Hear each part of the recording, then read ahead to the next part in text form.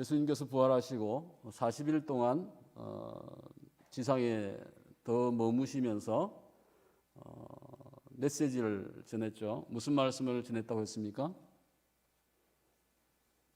24시간밖에 안 지났는데 하나님 나라의 일을 말씀하셨다 했습니다. 과거에도 예수님께서 얘기하신 메시지는 천국이고 하나님 나라에 대한 것이었습니다. 부활하신 이후에도 여전히 동일한 메시지를 전하고 있는 거죠. 지금 예수님은 3년 동안 공부한 것을 40일 동안 복습시키는 거예요. 또 예습시키는 겁니다. 예습은 무슨 얘기입니까? 앞으로의 일들도 결국에는 하나님 나라의 일, 복음이 어떻게 확장되어져 가고 하나님의 왕국이 어떻게 세워질 것인지에 대한 그 과정을 주님께서 이야기하고 있는 것입니다. 그것을 위해서 누가 오신다고요? 예수님이 떠나시고 나면 누가 온다고 했습니까? 다른 보혜사, 성령께서 오신다. 그분이 오시면은 하나님 나라의 일을 어떻게 해요? 계속해서 예수님이 만드신 그 구원의 구속의 사건들을 전하고 확장시켜 나가고 하나님 나라를 마지막에는 온전히 완성하시고 우리가 천국의 백성으로서 온전히 거하게 되어진다고 하는 것입니다. 오늘 이 같은 40일 동안 예수님의 설교를 듣고 있으면서 제자들 모습을 한번 보면은 제자들은 예수님의 설교를 듣고 이해했을까요? 오늘 본문을 보면 예수님이 아마 당혹스러웠을 것 같아요. 40일을 가르치셨는데 예수님 무슨 질문을 합니까? 주께서 이스라엘 나라를 회복하심이 이때이니까 예수님은 지금 무슨 나라예요? 하나님의 나라를 이야기했는데 이 제자들 관심은 뭐예요? 아직도 자기 민족 이스라엘, 자기 종교, 유대인, 할례, 안식일, 율법 그것에 아직도 갇혀 있는 거예요. 우리가 신앙생활을 많이 하지만은 결국에 우리의 고집이나 아집이나 나의 편견을 깨는 과정입니다. 쉽지 않죠. 때문에 성령이 오시면 그때에는 내가 무슨 말을 했는지 그분이 너희로 깨닫게 해줄 것이다. 성령이 임하면 너희가 예수님이 그때 하신 말씀이 그거구나. 요한복음 14장 16절 속에서 예수님께서 이미 말씀하셨죠. 성령이 오시면 너희에게 내가 말한 것이 무엇인지를 너희로 깨닫게 해줄 것이다. 그래서 반드시 예수님이 가시고 나면 성령님이 오셔야지 모든 게 다 해결되는 거예요. 성경을 보십시오. 예수님의 부활을 보고 나서도 아직도 불명확한데 나중에 성령이 임하고 나니까 이제 확 눈이 떠있는 거예요. 이것이구나. 성령의 감동 속에서 온전한 진리를 깨닫게 되어진 것을 저희가 보게 되어집니다. 오늘 6절 속에 있는 말씀을 가지고 6절, 7절 말씀, 다음에 8절 말씀을 나누겠는데 오늘 6절 말씀 속에 그 질문을 한번 보겠습니다. 오늘 질문 속에서 제자들 관심이 무엇입니까? 이스라엘 나라에 대한 지금 제자들이 이야기하는 것은 뭡니까?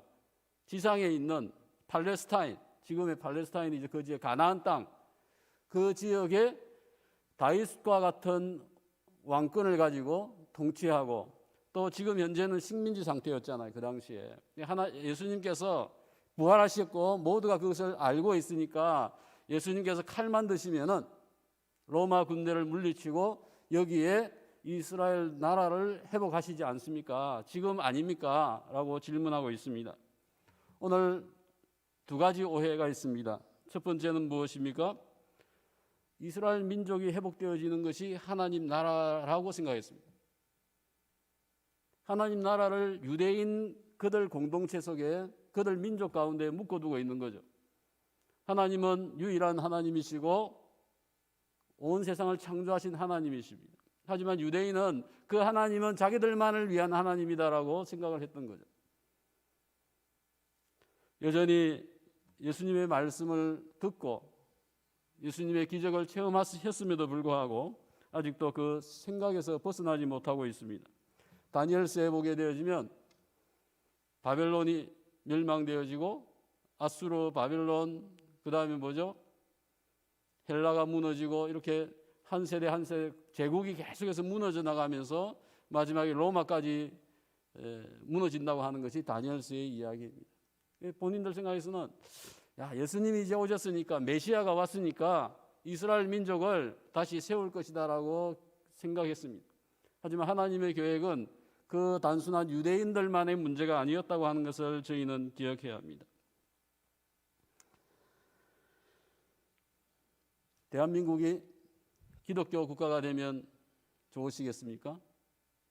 그리스도가 통치하는 국가, 과거의 중세시대에 또 초대교회 때에도 초대교회 좀 지나서 로마 제국의 기독교가 국교가 되고 어떤 인정을 받을 때에 많은 기독교인이 이제는 주님께서 이 땅에 오시겠다. 이미 기독교가 국교가 되었으니까 로마 제국을 디딤길로 디디고 이들 멸망시키고 주님께서 오실 것이다, 재림하실 것이다라고 생각을 했습니다.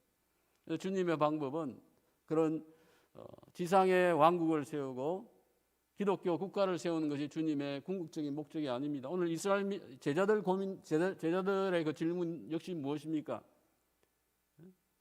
여기에 주님의 왕국을 세우십시오 하는 거죠.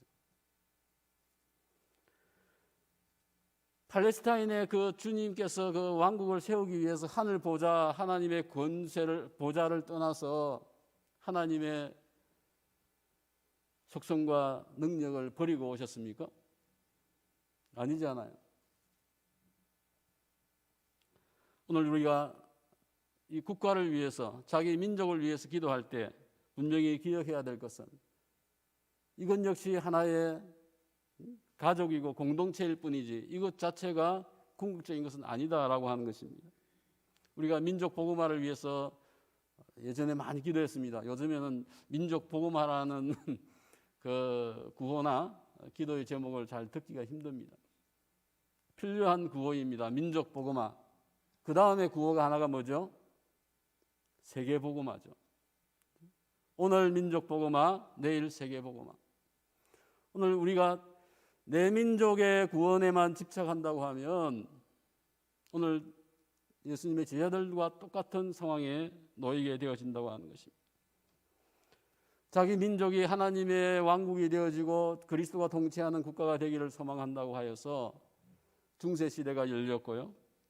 정치와 종교가 합치되면서 이상한 어떤 세상을 만든 것을 저희가 보게 되어집니다. 지금 미얀마에 쿠데타가 있습니다. 근데 군부를 지지하는 큰 단체가 있어요. 군부와 함께 공생하는 단체가 있는데 그게 불교입니다. 불교의 큰 세력이 지금은 군부와 타협을 했어요. 그러니까 정치와 종교가 지금 안 좋은 이제 관계를 가지면서 국가를 힘들게 하는 상황이 되어졌습니다. 십자군 시대에도 기독교 하나님을 위한다는 명분하에서 수많은 국가를 침략하고 살생을 행하였던 슬픈 과거도 있습니다. 미얀마는 과거에 영국이 지배를 했었습니다. 영국은 기독교 국가입니다. 영국이 군대가 올 때에 선교사도 같이 왔어요. 그 선교사가 점령을 하면서 복음을 전하였다고 생각해 보십시오. 그 민족이 복음을 받겠습니까? 당신은 침략자인데 침략자의 종교를 우리가 왜 수용하느냐? 어쩔 수 없이 영국이 만든 학교에 다닐 수도 있고 공부도 하겠지만은 자기들 종교를 바꾸진 않을 거예요.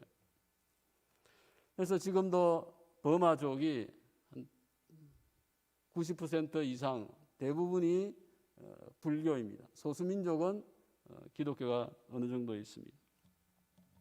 이 같은 문제는 어디에서 출발합니까?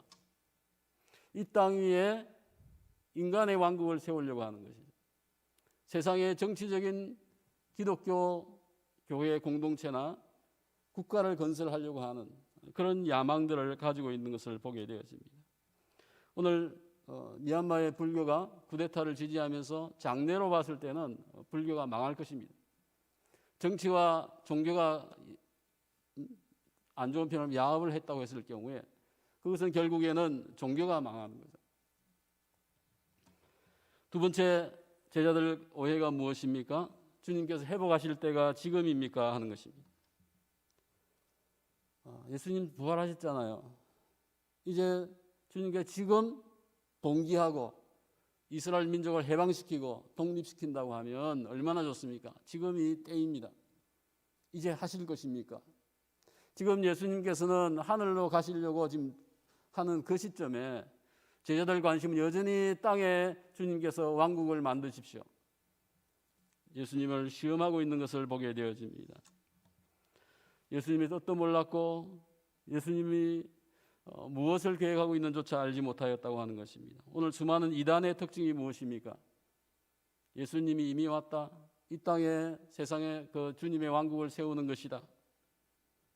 내가 전능자다. 내가 하나님이다. 이런 거짓된 선지자가 거짓된 자가 많이 나오는 것을 보게 되어집니다.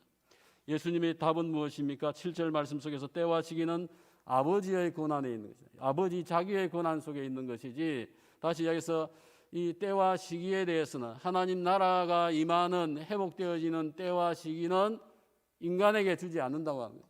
인간에게 그 권한이 없다고 하는 것을 분명히 하십니다. 너희도 알 바가 아니다. 너 알 필요 없어.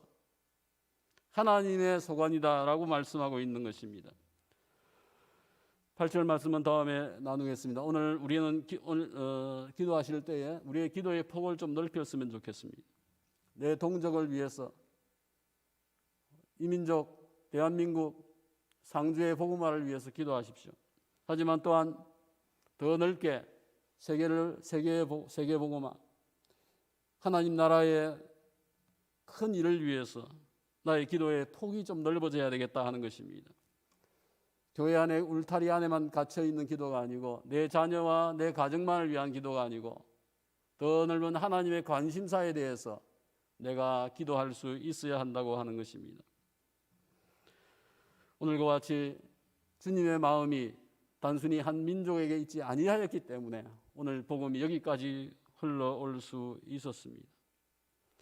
이 시간 주기도문하고 기도하실 때에 자신의 기도의 폭을 넓혀주시기를 위해서 기도하시고, 또 우리의 마음과 생각이 내 민족, 내 가족, 어떤 이런 식의 어떤 사고에서 벗어날 수 있기를 위해서 기도하여 하시기를 바랍니다. 주기도로 제가 먼저 기도하겠습니다.